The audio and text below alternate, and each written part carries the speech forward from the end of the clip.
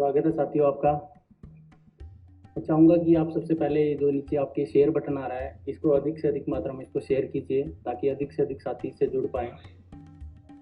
आज हमारा जो टॉपिक है हिंदी सिनेमा और शिक्षा के सवाल। साथियों, साहित्य और सिनेमा दो ऐसे माध्यम हैं जो हमारे जन की समस्याओं, जन के सवालों, जन के विचारों को एक विमर्श के रूप में जोड़ते हैं और इसको आगे एक बड़े विचार का रूप धारण कर लेते हैं। जो हमारी सामान्य समस्याएं होती है, वो कोई भी समस्या हो, उसको एक जोड़ते हुए एक बड़ा पटल देती हैं। ऐसी एक समस्या है या विमर्श का केंद्र है शिक्षा। जो शिक्षा के सवाल है और जो सिनेमा में हिंदी सिनेमा में शिक्षा के सवाल है, उससे पहले हम बात करेंगे कि शिक्षा के सवाल क्या हैं। कि RTE 2005 हमें देता है कि राइट टू एजुकेशन, कि 6 से 14 साल की उम्र के सभी बच्चों को शिक्षा मिले, शिक्षा प्राप्त हो। और ये एक बड़ा विमर्श का केंद्र है क्योंकि किसी भी हेल्दी समाज के लिए, एक स्वस्थ समाज के निर्माण के लिए दो माध्यम बेहद ही जरूरी हैं, एक स्वास्थ्य और दूसरा शिक्षा। और शिक्षा का जो क्षेत्र है, खासकर हम अपने दक्षिण एशिया और भारत, पाकिस्तान आदि क्षेत्र में देखते हैं तो इसकी स्थिति बड़ी दयनीय है। उसके अनेक कारण हैं, अनेक पहलू हैं, उन पर हम बातचीत करेंगे और उन पहलुओं को हिंदी सिनेमा ने किस तरीके से उठाया है, कौन सी वो फिल्में हैं जिनमें इन शिक्षा के सवाल को प्रमुखता दी गई है और उसको किस तरीके से उठाया गया है। तो इन बातचीत को हम शुरू करने से पहले हम उन फिल्मों पर नज़र डालेंगे जो हिंदी सिनेमा में इन शिक्षा के सवालों को उठाती है। तो इनमें सबसे पहले हमारे पास एक फिल्म आती है 1973 में बनी फिल्म इम्तिहान, जिसमें प्रमुख भूमिका के रूप में विनोद खन्ना जी आते हैं और वो एक व्यवसायी परिवार से संबंध रखते हैं और एक कॉलेज में हिस्ट्री के प्रोफेसर के रूप में नौकरी ज्वाइन करते हैं और हमें बताते हैं। और कुछ बिगड़ेल जो स्टूडेंट होते हैं, जो पूरे कॉलेज का माहौल ख़राब करके रखते हैं, उनका ध्यान उसी पे केंद्रित होता है और वो सोचते हैं कि अगर मैंने इनको ठीक कर लिया तो मैंने पूरे कॉलेज को ठीक कर लिया। उसमें उनको काफ़ी कठिनाई आती है। उसके बाद लेकिन अंत में जब हम कोशिश करते हैं, कहते हैं हरिवंश राय बच्चन की कविता है कि कोशिश करने वालों को कभी हार नहीं होती, तो इस मुकाम को पा लेते हैं। उसके बाद एक ही बहुत ही शानदार फिल्म आती है जिसमें आमिर खान मुख्य भूमिका में होते हैं। ये 2007 में फिल्म आती है तारे ज़मीन पर और अमोल गुप्ता इसके डायरेक्टर होते हैं और वही राइटर होते हैं। ये वाल्ट डिज्नी के बैनर के नीचे से फिल्म आई थी। बच्चों में एक समस्या होती है डिसलेक्सिया और ऐसी अनेक की समस्या है जिसमें बच्चे अपनी अलग अलग प्रतिभाओं को खो देते हैं। डिसलेक्सिया की समस्या ये होती है कि बच्चे है ना, जो जैसे W का शब्द है उसको M पढ़ता है, 6 को वो 9 पढ़ता है, तो इस करके उसका सारा कैलकुलेशन वो बिगड़ जाता है। ऐसे में टीचर सोचता है कि इसको ये बच्चा गड़बड़ कर रहा है, ये जानबूझ के नहीं पढ़ रहा।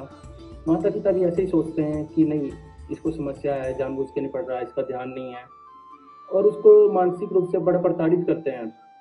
तो ये समस्या को ध्यान न टीचर देते हुए वो बच्चा भी प्रताड़ित होता है और उसके अभिभावक भी प्रताड़ित होते हैं।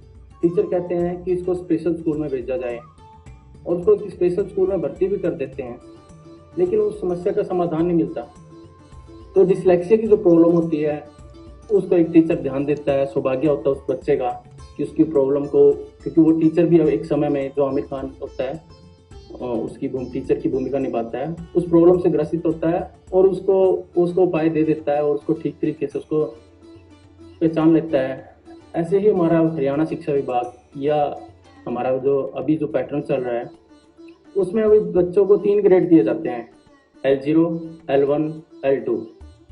L0 के जो बच्चे वो होते हैं जो 0 से 35% तक का स्कोर करते हैं, L1 जिसमें 35 से 50 और L2 जिसमें 50 से 70।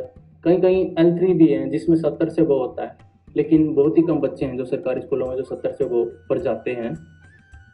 तो L0 वाले बच्चों के प्रति जो टीचर्स की जो धारणा है, वो कहते हैं कि ये बच्चे तो कभी पढ़ ही नहीं सकते, इनका कुछ नहीं हो सकता। वो स्थापित हो चुके हैं कि इनका भविष्य क्या होगा। उनको कभी मेंटली रिटायर्ड कहा जाता है, कभी मंदबुद्धि कहा जाता है, लेकिन हम देखते हैं कि उन बच्चों में खासकर कितनी प्रतिभाएं छिपी होती हैं कोई अच्छा सिंगर है, कोई अच्छा डांसर है, कोई अच्छा पेंटर है, कोई हाथ से बहुत सारी कलाओं का निर्माण करता है। लेकिन हम जाने अनजाने में हम ऐसी गलती कर बैठते हैं जिससे उन बच्चों का भविष्य निर्माण होता है। ना तो हम उन पर ध्यान देते, किसी को डिसलेक्सिया की प्रॉब्लम है तो किसी की आंखों में कोई समस्या है। हम जो शारीरिक समस्या है उसका कोई ना कोई निर्माण होता है, लेकिन हमें किसी भी बच्चे को जीरो कह देना, उसका जो मानसिक मनोबल घटाना होता है और उसको हम जो उसका मनोबल जो गिर जाता है उसके बाद उसको उठाना बड़ा ही मुश्किल काम है। हमें चाहिए कि हमारे टीचर्स को उन बच्चों को मोटिवेट करें। हमें चाहिए बच्चों को कि एक फ्री एनवायरनमेंट दे जिसमें वो किताबों के माध्यम से या अन्य शिक्षण गतिविधियों के माध्यम से वो अपना जो सृजनात्मक कार्य है उसको कर पाए। 2009 में एक फिल्म आती है जो हिंदी सिनेमा के इतिहास में और शिक्षा के क्षेत्र में बहुत ही बेहतरीन है, राजकुमार हिरानी की निर्देशन में, 3 इडियट। और ये फिल्म एक ऐसी फिल्म है जो हिंदी सिनेमा के इतिहास में कि इसको आप जितनी बार देखोगे तो बोर नहीं होगे, क्योंकि इसका जो विषय है और जो जिस प्रकार से जिस कला से इसको बनाया गया है, तो ये आपको हर बार कुछ नया सीखने को देती है। इसमें मुख्य भूमिका में आमिर खान है और इस फिल्म का मुख्य उद्देश्य है कि सीखना सिखाना कैसे है, किस प्रकार से हमने पढ़ना है, जो हमारी शिक्षा व्यवस्था है उसका पैटर्न कैसे है, कि जो क्राइमिंग है, जो रटाफिकेशन है, उसके माध्यम से हम क्या अचीव करते हैं। अभी एक पैटर्न बन चुका है खासकर प्राइवेट स्कूल्स में और इंजीनियरिंग कॉलेज में हर जगह की परसेंटेज, और हम देखते हैं कि बैक साइड थोड़ा सा जाके कि 92, 94, 96, 98, 99, कई बार बच्चे 100% भी ले आते हैं। ये लगभग 2-3 साल से यही चल रहा है और आने वाले समय में एक ऐसा समय भी आएगा जब सभी बच्चे 100% नंबर ले आएंगे। जब सभी बच्चों के 100% नंबर होंगे तो सफलता का पैमाना क्या होगा? ये एक हमारे लिए बड़ा महत्वपूर्ण सवाल है। क्या 100% नंबर लेना ही सफलता है? क्या इसके अलावा उसको भी प्रैक्टिकल सारा ज्ञान आ चुका है जो उसने शिक्षा में ग्रहण किया है? क्या वो जो अपनी शिक्षा का उपयोग है अपने लोक व्यवहार में या अपने जो लोक के प्रति जो कार्य करता है वो कि वो सीख चुका है? हम कई बार देखते हैं बच्चों के नंबर बहुत अच्छे हैं, लेकिन उनको जो नॉलेज है, उनका जो दृष्टिकोण है, जो हमारी किताबों में उनको देने का प्रदान करने की कोशिश करती हैं, जिन उद्देश्यों को लेकर हमारी जो किताबों में सिलेबस डिजाइन किया है, खासकर एनसीईआरटी का सिलेबस जब हम पढ़ते हैं तो उसका जो आमुख है वो ही बहुत बेहतरीन है। उसमें डॉक्टर कृष्ण कुमार जी लिखते हैं कि हमको बच्चों को रचनात्मक अवसर देने चाहिए। उसके अंदर जो प्रक्रिया होती है सीखने और सिखाने की, बच्चों को जब तक हम फ्री हैंड नहीं छोड़ेंगे, उनको ज्ञान प्राप्ति का ग्राहक मानना नहीं छोड़ेंगे, तब तक बच्चे सृजनात्मक गतिविधियों में और रचनात्मक नहीं प्राप्त कर पाएंगे। 3 इडियट फिल्म एक बहुत ही बेहतरीन फिल्म है, क्योंकि जब हम बात करते हैं, जब पहला सीन शुरुआत होता है, उसका आईसीएम कॉलेज है, लेकिन वो आईआईटी के लेवल का कॉलेज है, क्योंकि हम ऐसे किसी ब्रांड को या कॉलेज को हम नाम नहीं ले सकते फिल्मों में या अपनी किसी भी चीज़ में, प्रोडक्ट्स में। तो आईसीएम के अंदर जो पहला ही दिन होता है छात्रों का, जो उसका डायरेक्टर है आता है और भाषण देना शुरू करता है, वो सबसे पहले कोयल के जो हमें सिखा दिया गया है, जो लगातार हमारे ऊपर प्रेशर बना रहा है, उसका एक दूरगामी प्रभाव उस फिल्म में भी आता है कि उस संस्थान का सबसे बढ़िया स्टूडेंट जिसका नाम जोएल लोबो है, उसका नाम है असली में उस एक्टर का नाम है अली फजल, वो सुसाइड कर जाता है। वो साल इंजीनियर नहीं बन पाता। एक बड़ी भयंकर स्थिति है कि हर साल जो टाइम्स ऑफ इंडिया की न्यूज़ है और हिंदुस्तान टाइम्स और इकोनॉमिक्स टाइम्स के अनुसार भारत में हर 1 घंटे में एक बच्चा सुसाइड कमिट करता है। पिछले 5 सालों में 2,30,000 बच्चे सुसाइड कर चुके हैं। एक नेशनल क्राइम रिकॉर्ड के अनुसार हर वर्ष 8,943 बच्चे यानी 6.7 स्टूडेंट सुसाइड अटेम्प्ट करते हैं। द हिंदू की रिपोर्ट के अनुसार पर डे 28 बच्चे सुसाइड का अटेम्प्ट करते हैं। तो ये हमारी कैसी शिक्षा है? ये सवाल हम सबके सामने है कि जो हमें सुसाइड करने के लिए देती है। कहते हैं कि शिक्षा जीवन का मार्ग है, हमें जीना सिखाती है, लेकिन हम इसके विपरीत देख रहे हैं कि हमारे स्टूडेंट सुसाइड कर रहे हैं। हम जीने के बजाय हम जीवन को त्यागने का प्रयास कर रहे हैं। ये ऐसे कौन से गुण हैं जो हमें दबाव बना रहे हैं? क्या ये बाजार का दबाव है? इसके पीछे कई कारण हो सकते हैं। एक फैमिली का जो आर्थिक कारण है, एक हमें जीवन में आगे बढ़ने की, क्योंकि आजकल हम जब चारों ओर देखते हैं हमें आगे बढ़ने की चीज़ है कि जब हम घर बनाते हैं तो हमारा सबसे बड़ा घर हो, गाड़ी हमारे पास सबसे बड़ी गाड़ी हो, हमारे पास सबसे ज़्यादा ताकत हो। और ये इंटरनेशनल राजनीति में देखेंगे कि वर्तमान समय में की होड़ लगी हुई है कि चाइना ने मेरे से सबसे ऊपर बनना, विश्व शक्ति बनना है, और उधर अमेरिका ने विश्व शक्ति बनना है। तो उसके चक्कर में कार्बन का बहुत ज़्यादा दोहन करते हैं। हालांकि ये मुद्दा इस शिक्षा से रिलेटेड नहीं है, लेकिन क्या हमारे दिमाग में ये चीज़ है कि हमने सबसे ज़्यादा चाहिए? क्या थोड़े कम में हम नहीं गुजारा कर सकते? खैर, ये एक सवाल है। हाँ, लेकिन मैं बता रहा था कि जो टेक्नोलॉजी के क्षेत्र में जो वीरू शास्त्र बुद्धे से आमिर खान रणछोड़ दास छांतर सवाल करता है कि यहाँ पे नए सीखने सिखाने का तो कुछ अवसर है नहीं, कि हम यहाँ पे तो कुछ नया सीख नहीं रहे।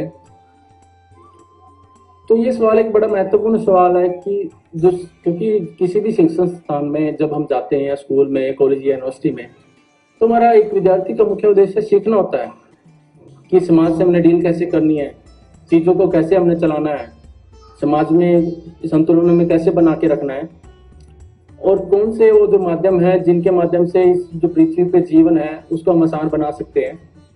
ये महत्वपूर्ण सवाल होता है। और इसी से सवाल से निराश होकर वो कहता है कि यहाँ सीखने का तो कुछ नहीं है। अक्सर हम स्कूलों में देखते हैं कि स्कूलों में ढांचागत विकास तो हो चुका है, वहाँ पे बड़ी बड़ी लाइब्रेरियाँ भी हैं, साइंस लैब भी हैं, कंप्यूटर लैब भी हैं, और खेल स्टेडियम भी हैं, बहुत सारी चीज़ें हैं जो उनको दे दी गई हैं। लेकिन हम जब देखते हैं कि लाइब्रेरी किताबें साल दर साल उन पर धूल चढ़ती रहती है, कोई उनका प्रयोग नहीं करता। उसके बाद एक फिल्म आती है 2010 में, पाठशाला, जिसमें शाहिद कपूर और आयशा टाकिया और नाना पाटेकर मुख्य भूमिका के रूप में होती है। यह फिल्म जो प्राइवेट संस्थान होते हैं कि निजी स्कूल्स होते हैं उसकी समस्याओं पर केंद्रित है, और बड़ा ही महत्वपूर्ण सवाल जो हमारे सामने, क्योंकि एक जो मध्यवर्गीय परिवार के सामने एक बड़ा सवाल है, क्योंकि उन्होंने सरकारी स्कूल में पढ़ाना नहीं। उसके दो कारण हैं, एक तो स्टैंडर्ड, दूसरा सरकारी स्कूल की स्थिति कि उसमें अच्छी पढ़ाई नहीं होती, और हर एक माँ बाप चाहता है कि हमारा बच्चा अच्छे से पढ़ लिख ले, लेकिन उसकी जो स्थिति है उसके विपरीत है। हम देखते हैं जब रिजल्ट आता है, जो सरकारी स्कूलों का रिजल्ट +2 का, 10th का, खासकर जो बोर्ड की क्लास का है, वो उससे ज़्यादा होता है। लड़कों के बजाय लड़कियों का रिजल्ट ज़्यादा मिलता है। उसके अनेक ही कारण है।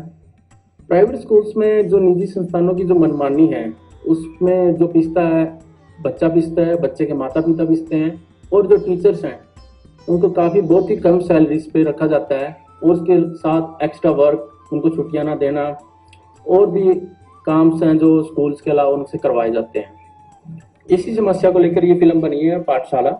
पाठशाला में जो बच्चे होते हैं, उस स्कूल्स का जो मालिक होता है, जो वो प्रिंसिपल, वो कहता है कि मुझे नहीं पता, 10 साल से एक ही कमाई हो रही है, कमाई में कोई ग्रोथ नहीं हो रही, हमें कमाई चाहिए, चाहे आप स्टाफ को निकालो, चाहे फीस बढ़ाओ, कैसे करो। जो प्रिंसिपल होते हैं नाना पाटेकर जी, वो कहते हैं कि ग्रोथ करनी है, आप ग्रोथ कीजिए। तो स्टाफ उससे मना कर देता है कि इतनी कम सुविधाओं में हम कैसी चीज़ों को उठा सकते हैं। उसके बाद एक नया खेल शुरू होता है, बच्चों से वो चीज़ करवाई जाती है जो करने में सक्षम नहीं होते हैं। स्कूल की फीस बढ़ा दी जाती है, बच्चों को अलग अलग प्रकार से टॉर्चर किया जाता है, माँ बाप को टॉर्चर किया जाता है, और टीचर्स को टॉर्चर किया जाता है। आज वर्तमान समय में आप देखेंगे कि स्कूलों की जो फीस है वो की मनमानी है। उसके बाद में लगातार 5-6 साल से हम देख रहे हैं कि स्कूल वाले क्या करते हैं कि जिस क्लास का जो सिलेबस है, पहली बात तो एनसीईआरटी के किताबें नहीं लगाते। एनसीईआरटी के जो प्राइवेट पब्लिकेशंस है उनकी किताबें पढ़ाई जाती हैं। उसके साथ हर साल नई वर्दी जो ड्रेस होती है स्कूल की, वो बदलवाई जाती है। उसके बाद कंप्यूटर की फीस, लाइब्रेरी की फीस, स्पोर्ट्स की fees, culture activity, tour etcetera. हर दिन एक नया प्रोग्राम आता है और हर माँ बाप चाहता है कि कोई टीचर के जो उसके अपने बच्चों के साथ बहस ना करे। वो एक अलग तरीके की ब्लैकमेलिंग है। इन्हीं सभी समस्याओं को ये फिल्म उठाती है। भारत की आर्थिक स्थिति कैसी है ये हम सभी जानते हैं, और इस स्थिति से निपटने के लिए तभी सभी बच्चे प्राइवेट स्कूलों में नहीं पढ़ पाते। तो भारत सरकार ने एक स्कीम निकाली थी 134A, जिसके तहत गरीब बच्चे भी प्राइवेट स्कूलों में पढ़ सकते हैं। और उसके तहत 2 फिल्में बनी हैं, हिचकी और हिंदी मीडियम। हिंदी मीडियम में इरफान खान भूमिका निभाते हैं। उसमें 134A पे भी निर्धारित है वो फिल्म है। उसके अंदर बताया गया है कि किस प्रकार से जो 134A का पैटर्न है उसको तहत फिर भी गरीब बच्चों का एडमिशन नहीं हो पाता। दूसरे लोग जो गैर कानूनी तरीके या दूसरे जो तरीके होते हैं उसके तहत अपने बच्चों का एडमिशन करा देते हैं। ये एक यथास्थिति है। हम देखते हैं एक फिल्म बनी है हिचकी, जिसको निर्देशित किया है सिद्धार्थ पी मल्होत्रा ने, और उसमें रानी मुखर्जी मुख्य भूमिका में है। और रानी मुखर्जी को भी एक समस्या है, जो वो बोल नहीं पाती, उसको अटकते बोलते वक्त, और उसको कहीं भी वो बहुत ट्राई करती है। उसको कहीं भी कोई भी स्कूल है ना अपने टीचर रखने के लिए को मानते नहीं है। एक स्कूल में एक अलग सेक्शन बनाया है 134A के स्टूडेंट्स के लिए, उसके लिए उसको रख लेते हैं कि आप इसको पढ़ाइए। और उसमें दिखाया गया कि 134A में जो उस विद्यार्थियों का एडमिशन हो जाते हैं उनकी क्या स्थिति होती है, उनको कैसे व्यवहार किया जाता है। और यही एक सवाल 3 इडियट में भी कहा जाता है कि सर मुझे तो ये ग्रेडिंग सिस्टम ही समझ नहीं आता। Grading system is like a caste system कि A ग्रेड स्टूडेंट बादशाह और D ग्रेड स्टूडेंट गुलाम। जो कई ग्रेड सिस्टम है, इसको लेकर एक फिल्म बनी थी फालतू, ये 2011 में बनी थी। फालतू में क्या होता है कि जो स्टूडेंट 45 से लेकर जो 75% तक का जो मार्क्स अटेम्प्ट कर लेते हैं, प्राप्त कर लेते हैं, उनका कहीं कोई भी कॉलेज है वो एडमिशन नहीं लेता। जब ऐसी स्थिति होती है तो उन कॉलेज का क्या है, जैसे बातचीत हुई थी कि हर विद्यार्थी आज के टाइम में 90 से लेके 98% तक मार्क्स ले लेता है। तो कुछ स्टूडेंट्स ऐसे भी होते हैं कि जो परिस्थितियों में, विभिन्न परिस्थितियों के कारण वो नंबर नहीं प्राप्त कर पाते, और ऐसे में उनका कहीं एडमिशन नहीं होता। तो वो फकीरचंद एंड लकीरचंद टेक्निकल यूनिवर्सिटी के नाम से एक कॉलेज बना लेते हैं, जो खाली एक दिन के लिए बनाते हैं। लेकिन होता ये है कि वहाँ पे 100-150 और बच्चे उसमें एडमिशन ले लेते हैं। तो फिर उनके सामने सवाल आता है कि इसको कैसे हम करें। जो उसका नकली जो प्रिंसिपल बनते हैं रितेश देशमुख, वो कहते हैं कि हम ऐसे करते हैं कि इसको ना आर्ट्स बेस करते हैं, हम थिएटर के माध्यम से और इसकी कला के माध्यम से इनको पढ़ाते हैं, मनोरंजन का मनोरंजन और शिक्षा की शिक्षा। और वो ये NCF 2005 में भी लागू होता है कि हमारी जो शिक्षा है वो गतिविधियों के माध्यम से हो, खेल के माध्यम से हो। हम बच्चों को खेल खेल में सिखा दें, लेकिन खेलते हम किसके साथ है, जिसके साथ हमारा जुड़ाव होता है, जिससे हम अटैच होते हैं। जब हम ऐसा व्यवहार करेंगे बच्चों के साथ कि ये प्रोडक्ट्स है, खाली ये एक व्यापार का आपका साधन है, तो हम उनके साथ अटैचमेंट नहीं कर पाते। अटैचमेंट तभी होती है जब उनको हम अपना मानते हैं। तो बच्चों को अपना मानना एक बड़ी महत्वपूर्ण स्थिति है। शिक्षा के अनेकों सवाल हैं। वर्तमान स्थिति में जो हम बात करते हैं तो अनेकों समस्याएं हैं।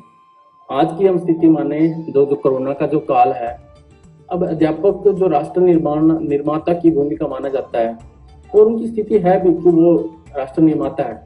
आज मेरे जीवन में अगर मेरे अध्यापक ना होते तो मैं एक बैल और पशु से ज्यादा मैं कुछ नहीं होता, क्योंकि मुझे समाज में जीना नहीं आता, मेरे को रहना नहीं आता। लेकिन जब हम देखते हैं एक अध्यापक इस कोरोना की स्थिति में एक जगह सर्वे कर रहा है, एक जगह नाके पे खड़ा है कि वो पूछ रहा है कि आप बीमार हो या नहीं हो, एक जगह नाच मंडी में नाच देख रहा है।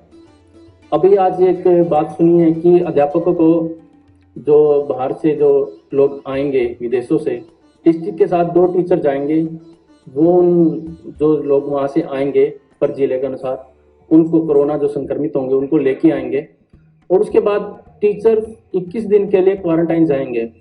कई अध्यापक ये बात गर्व के साथ कहते हैं कि हम अध्यापक के बिना तो सरकार का कुछ भी नहीं होता, देश चल ही नहीं सकता। बात ठीक है। उसके बाद एक और बात कहते हैं कि जब इलेक्शन होता है, जब सरकार को अध्यापकों की जरूरत होती है, जब कोई सर्वे करवाना होता है तब अध्यापकों की जरूरत होती है। जब भी कोई भी काम हमें पल्स पोलियो अभियान हो या साक्षरता अभियान हो, चाहे कोई भी अभियान हो, कोई भी राष्ट्रीय कार्यक्रम, चाहे वो स्वच्छ भारत अभियान हो, तो उसमें अध्यापकों की सहायता ली जाती है। कुछ अध्यापक इसमें गर्व महसूस करते हैं।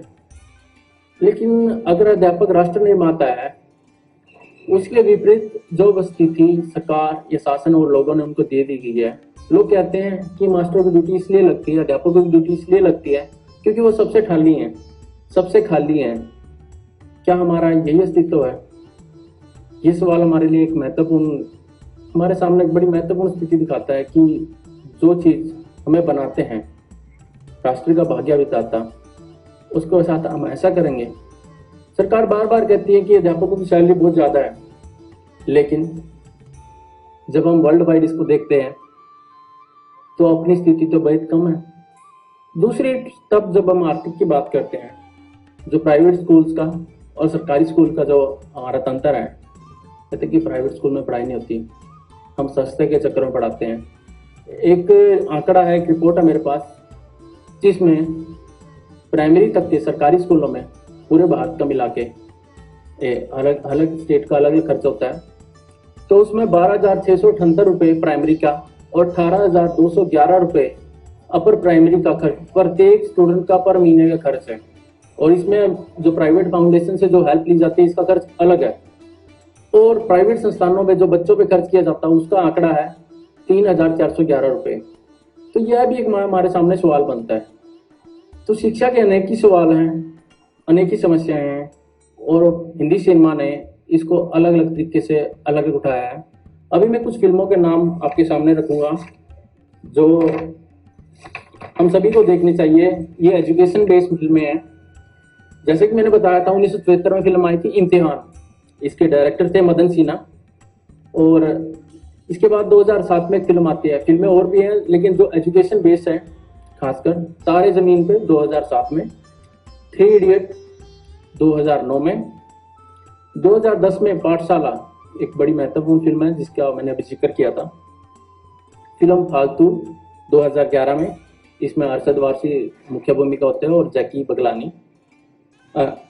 आरक्षण 2011 में एक फिल्म आती है जो कोचिंग माफिया, जो कोचिंग सेंटर्स का जो चलता है, एक बड़ी महत्वपूर्ण फिल्म है, ये देखना चाहिए। इसमें अमिताभ बच्चन और सैफ अली खान और मनोज वाजपेयी मुख्य भूमिका में होते हैं, जिसमें हम देखते हैं कि जो शिक्षा व्यवस्था है, जो इसको इसमें बनाए हुए हैं, जो ये कंपटीशन का जो दबाव है कि हमने आगे निकलना है, किसी ने IIT का एग्जाम क्लियर करना है तो किसी ने UPSC का एग्जाम क्लियर करना है, तो उसके लिए हम लगातार प्राइवेट संस्थानों का मदद लेते हैं।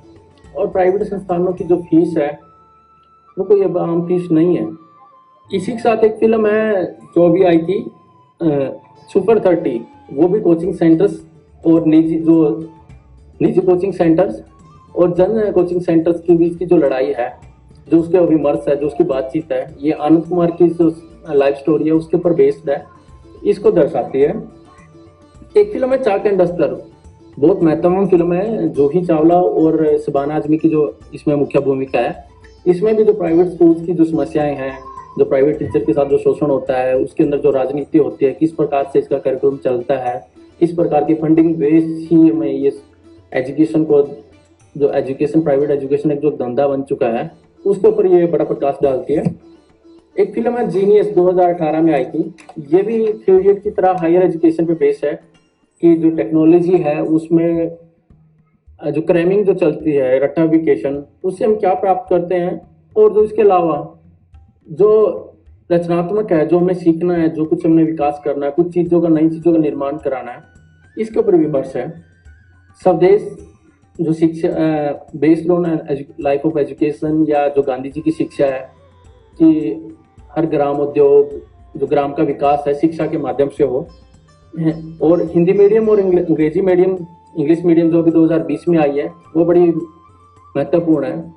और एक बुक है रफ बुक जो 2016 में आई थी, AN माधवन इसके डायरेक्टर थे और संजय चौहान द्वारा लिखित है। ये भी बड़ी महत्वपूर्ण फिल्म है। मेरी गुजारिश है कि आप ये सभी फिल्में देखें।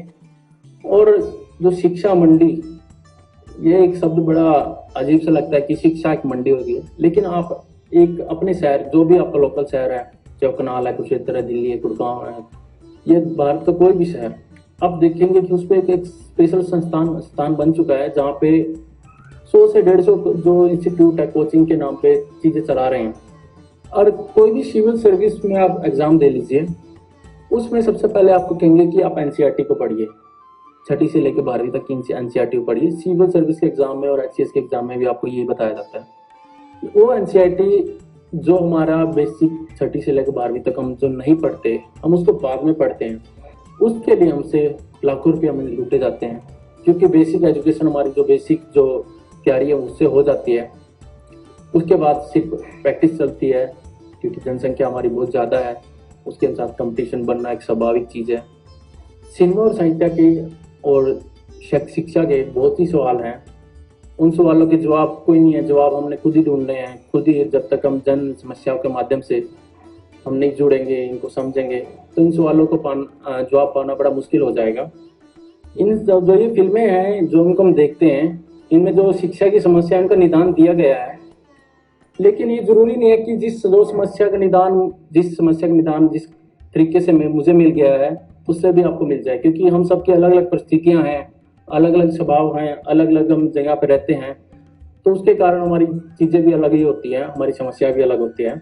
शिकारा मूवी एक बहुत अच्छी मूवी है, जो कश्मीरी ब्राह्मण्स हैं, कश्मीरी पंडित हैं, उनको जो विस्थापन की कहानी बताते हैं, और उसमें जो मुख्य भूमिका में होते हैं वो अपना जो जीवन को जीने का जो राह बनाते हैं वो एजुकेशन को बनाते हैं, कि एजुकेशन के माध्यम से मैं आगे गया हूँ। और इन बच्चों का, क्योंकि उसके पास ऑप्शन होता है कि वो पंजाब यूनिवर्सिटी चंडीगढ़ में प्रोफेसर के तौर पे उनको नियुक्ति मिल जाती है, लेकिन वो छोड़ के नहीं जाता, कहता मैं तो चला जाऊँगा, लेकिन इनका भविष्य क्या होगा। तो ये जो प्रेरणा है, ये हमारे हर एक टीचर को, हर एक व्यक्ति को, समाज के एक नागरिक को, गाँव शहर की जो शिक्षा है उसकी जो महत्वाकांक्षा है वो हमें जाननी चाहिए। साथियों, आज के लिए आपका धन्यवाद, और आप जुड़े रहिए देश हरियाणा से। है कि ये जो लेक्चर चल रहे हैं एक सीरीज है, इसमें हर रोज़ नए वक्ता हमें हमारे बीच बातचीत करेंगे। आप इसको अधिक से अधिक शेयर करें, जो हम पोस्टर डालते हैं उसको भी अधिक से अधिक शेयर करें, ताकि जो बात है, जो विमर्श की बात है, वो लोगों के बीच में पहुंचती रहे। और इसी के साथ जो साथी इसको नहीं देख पाते, हम इसको लगातार यूट्यूब पे भी डाल रहे हैं, और deshharyana.in ये देश हरियाणा पत्रिका की वेबसाइट है, इस पर भी हम जल्दी इसको ट्रांसक्रिप्ट रूप में जो हम डाल देंगे। तो धन्यवाद।